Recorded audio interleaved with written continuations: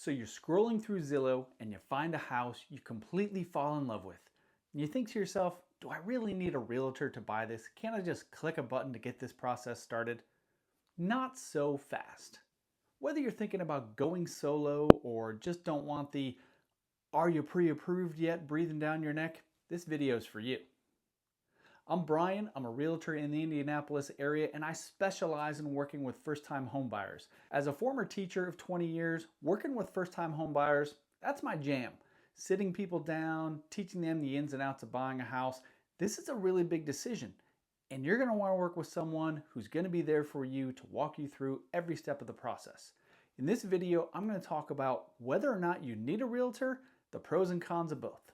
So let's get this out of the way. Do you really need a realtor to buy a house? Plain and simple, the answer is no. And I'm a realtor telling you this. Now, of course, I encourage everyone to use a realtor because, well, there are multiple reasons that I'm going to get into. But when it comes down to it, anybody can buy a house. As long as you have the financing and you're willing to sign contracts and deal with deadlines and all of that on your own, you can do it all without the help of a professional realtor. Now, saying that, here are some things that you have to keep in mind if you're going to decide to go solo. Number one, are you any good or do you have any experience working with contracts? Because all of this involves legal documents that you're going to have to understand after you read them and make sure that what you're signing is working for you. If you are maybe a lawyer or somebody who works in a professional environment where you're dealing with contracts all the time, well, then maybe this isn't a big deal for you. But all of those contracts, they come with deadlines, from the purchase agreement to the inspection, to dealing with an appraisal if you're getting a loan, to talking to lenders, to negotiating those contracts, to negotiating those ins and outs of the purchase and the inspection. That's a lot to deal with. And again, if that's something that you're used to doing on a regular basis, by all means, go ahead and take care of that yourself. Maybe you're interested in new construction. You want to build a house from scratch, or you want to go in and buy a brand new build that's already been done and it's just sitting there waiting for a buyer. Do you need a realtor in that situation? I mean, the builder has their person sitting in the office waiting for someone to come in and sign contracts. Why not just work with them?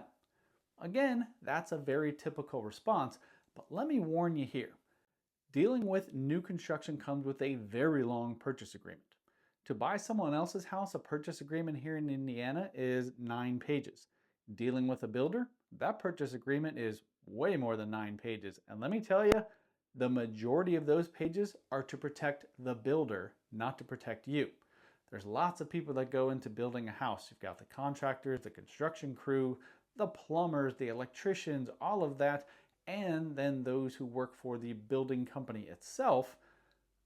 All of those people are in this contract and being protected by those many pages in the purchase agreement. The buyer side, well, a part of that has to do with you and what your obligations are, and it's very easy to gloss over that, to not really pay attention because there are so many pages. Again, if this is something you're used to dealing with, feel free to go right ahead and do it.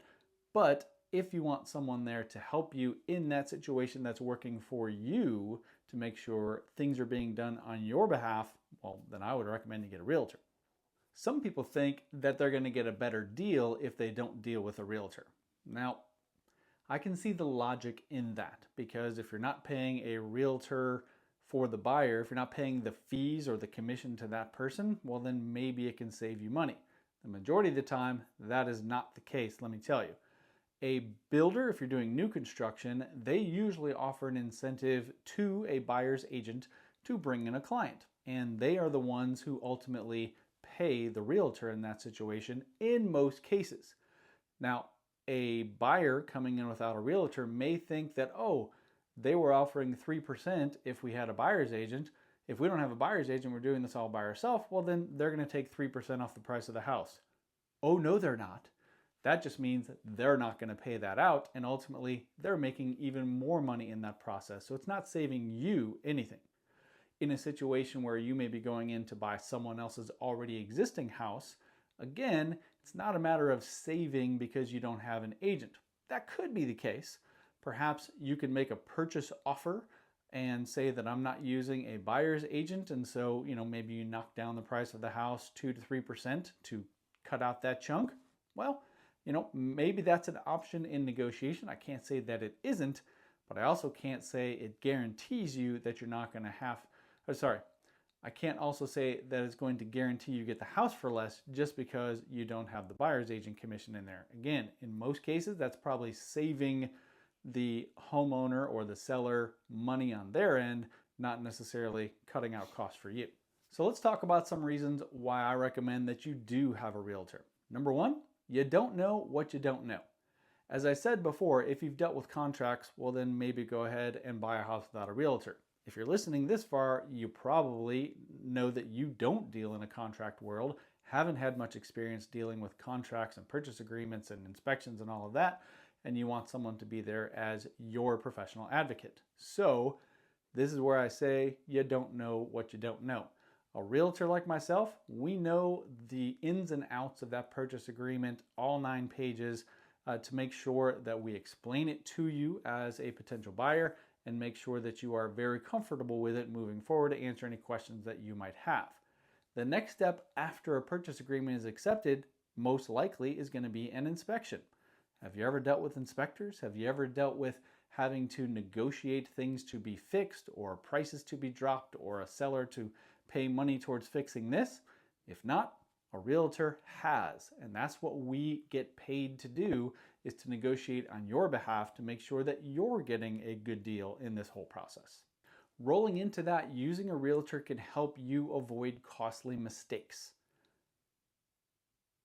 Again, having to deal with inspection responses, what is something that is worthwhile to ask for, and if so, how much should we ask for the seller to maybe cover when it comes to an inspection? What should we ask them to actually just fix? That kind of thing. Also dealing with, backing up to the purchase agreement part, if you are competing with somebody else to try and get your offer accepted on a house, a professional realtor can help you with that negotiation. What are things that you can put into your offer outside of just throwing a whole bunch of money at it that may make your offer more enticing, thus saving you money, because it's not always just about throwing more and more money at it because, well, money is limited. A realtor also has neighborhood expertise. Are you in need of a house that's nearby a school? Well, what schools are going to be good for you and potentially your growing family or your future family? Do you need a commute to work that's going to work for you in your particular job situation? Where's going to be a good or several good neighborhoods that are going to help you make sure that you're not driving an hour one way to and from work? Which are the safe neighborhoods? Which are the maybe not so safe or the sketchy neighborhoods that you may want to avoid? Maybe you're looking in a particular neighborhood because you love that particular location, but it's out of your price range. Hopefully, the realtor is going to know some other nearby locations that can work to get you near where you want to be, but may not be your ideal location, but it's something that can work for you in your current financial situation.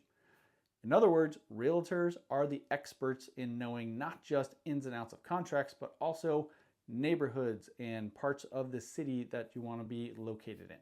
Most importantly, a realtor is your negotiator. In most cases, you, and if there's a spouse or a significant other or whatever, you have a job, and your full-time job is to do your job. Well, a realtor, this is my job. This is what I do. I negotiate for people. I help get questions answered so that you in your profession aren't taken away from that profession to send text messages or make phone calls to the other realtor or to an inspector or to a contractor.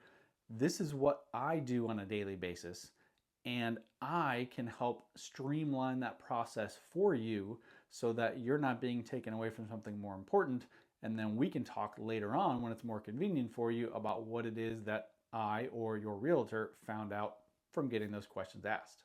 A realtor can help you stay sane. Buying a house, in a lot of cases, is an emotional process. You fall in love with the house.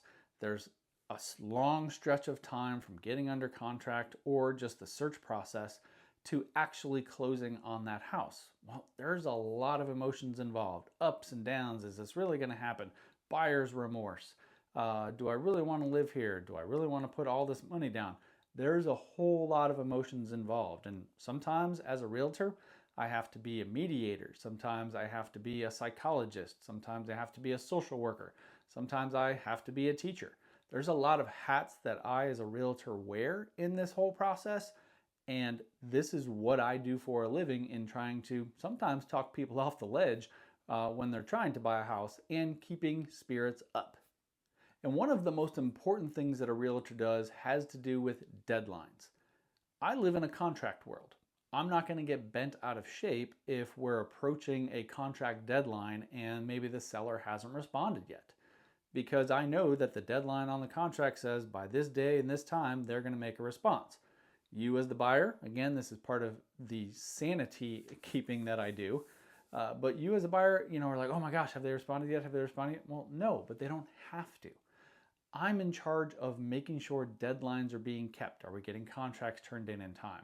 Are we making our responses in enough time so that the deal doesn't fall apart? Or you're not locked into a deal because the deadline came and passed and you didn't send in the paperwork at the right time. This is what realtors do for a living, and the good ones make sure deadlines aren't missed. Look, buying a house is stressful enough. You don't want to go it alone.